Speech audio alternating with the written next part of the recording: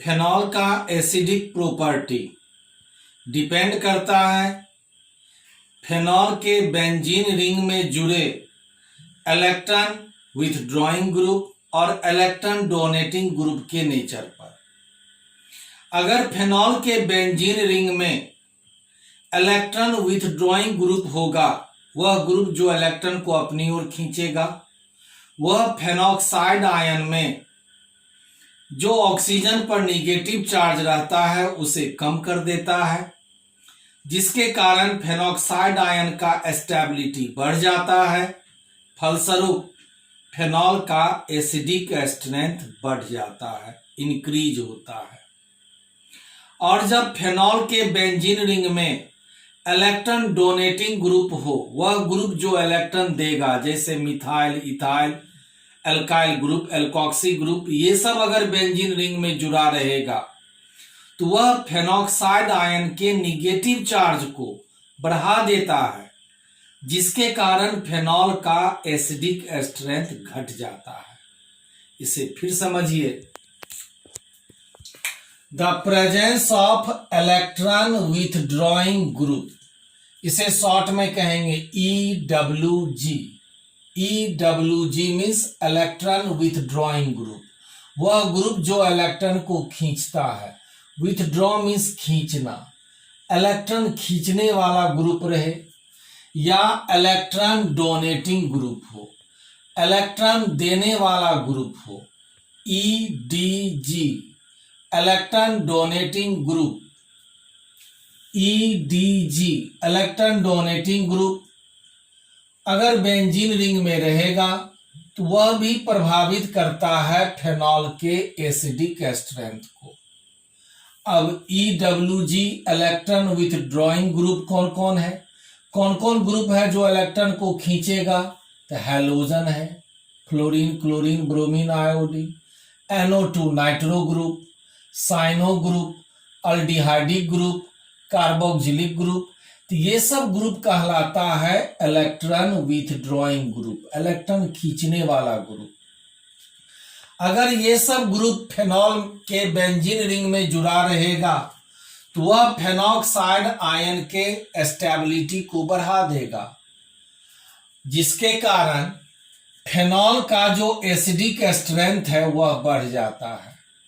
जैसे यहां देखिए, ये फेनॉल है, फेनॉल, और यहां पर फेनॉल में आप देखते हैं 1 2 3 4 पोजीशन पर नाइट्रो ग्रुप है। इसे कहेंगे 4 नाइट्रोफेनॉल। यह अधिक एसिडिक है फेनॉल की तुलना में। क्यों? क्योंकि बेंजीन रिंग में क्या है? NO2 है। NO2 क्या है? इलेक्ट्रॉन विथड्रॉइंग ग्रुप है। तो NO2 इलेक्ट्रॉन विथड्रॉइंग ग्रुप रहेगा तो एसिडिक स्ट्रेंथ फेनॉल का इंक्रीजेज बढ़ेगा। तो फेनॉल से अधिक एसिडिक 4 नाइट्रोफेनॉल। अब इसमें देखिए दो NO2 ग्रुप जुड़ा हुआ है, 1 2 3 4। इसे पढ़ेंगे 2,4 डाई नाइट्रोफेनॉल। यह अधिक एसिडिक है इस दोनों से। अब यहां देखिए 1 2 3 4 5 6 नाइट्रो ग्रुप हो गया 2 पर, 4 पर, 6 पर।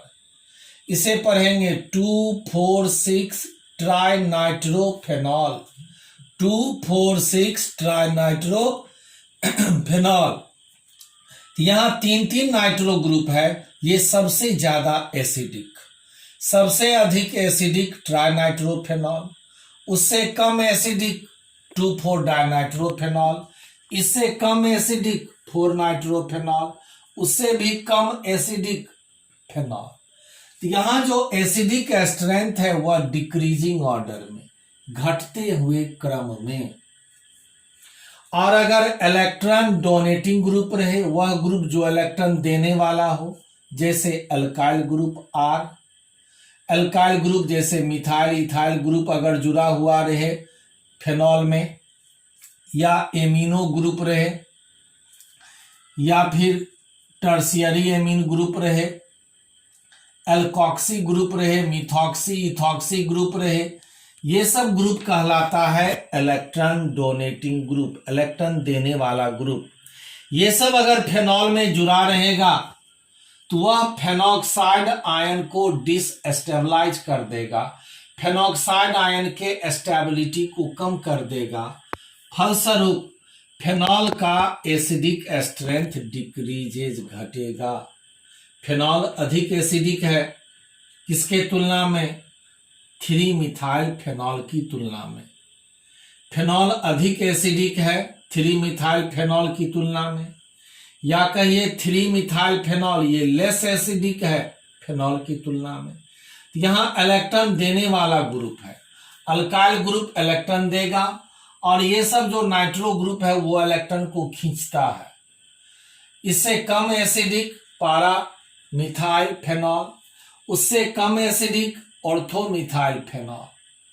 तो यहां पर भी आपने देखा एसिडिक स्ट्रेंथ डिक्रीजिंग ऑर्डर में। तो ये सब था फेनॉल का एसिडिक नेचर। अब हम लोग देखें सेकेंड केमिकल प्रॉपर्टीज फेनॉल का। Second reaction, reaction with alkyl halide. जब एल्काइल हैलाइड से फेनॉल को रिएक्ट कराएंगे तब फेनोलिक ईथर का फॉर्मेशन होगा, फेनोलिक ईथर का निर्माण होगा। फेनॉल रिएक्ट, फेनॉल अभिक्रिया करता है एल्काइल हैलाइड के साथ अल्कली सॉल्यूशन की उपस्थिति में और फिनाइल ईथर बनाता है। इसे आप विलियमसन सिंथेसिस भी कह सकते हैं। तो पहले हमने फेनॉल लिया, अल्कली NaOH से रिएक्ट कराया, यहां से OH, यहां से H, OH H, ये वाटर निकला। जहां से हाइड्रोजन हटा वहां सोडियम जुट गया और अब इसे आप कहेंगे सोडियम फेनॉक्साइड।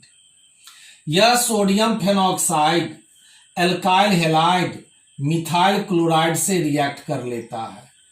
फिर यहां से Na और Cl, NaCl हट गया और ये मिथाइल जुट गया, C6H5OCS3, C6H5OCS3, CH3 methyl, C6H5 phenyl, methyl phenyl ether. इसी को एनिसॉल कहते हैं, इसी को मिथॉक्सी बेंजीन भी कहते हैं। तो इस तरह से यहां आपने देखा फेनोलिक ईथर बना। या जब इस सोडियम फेनॉक्साइड को रिएक्ट करा दे इथाइल ब्रोमाइड से, यहां से Br, यहां से NaBr, सोडियम ब्रोमाइड हट गया। अब ये इथाइल ऑक्सीजन में जुट गया, C6H5OC2H5, C6H5OC2H5, ethyl phenyl ether, ethyl phenyl ether, phenolic ether. इसी को आप इथॉक्सी बेंजीन भी कह सकते हैं। This is ethoxy benzene. तो ये था सेकेंड केमिकल प्रॉपर्टीज फेनॉल का। कल हम लोग इसी में देखेंगे कुछ और इंपॉर्टेंट केमिकल प्रॉपर्टीज फेनॉल का। तब तक इसे आप अपने कॉपी में नोट करिए अच्छी तरह से और इसको एक बार रिवीजन करिए, पढ़िए, कहीं दिक्कत हो तो पूछिए। कल इससे आगे देखेंगे। All the best.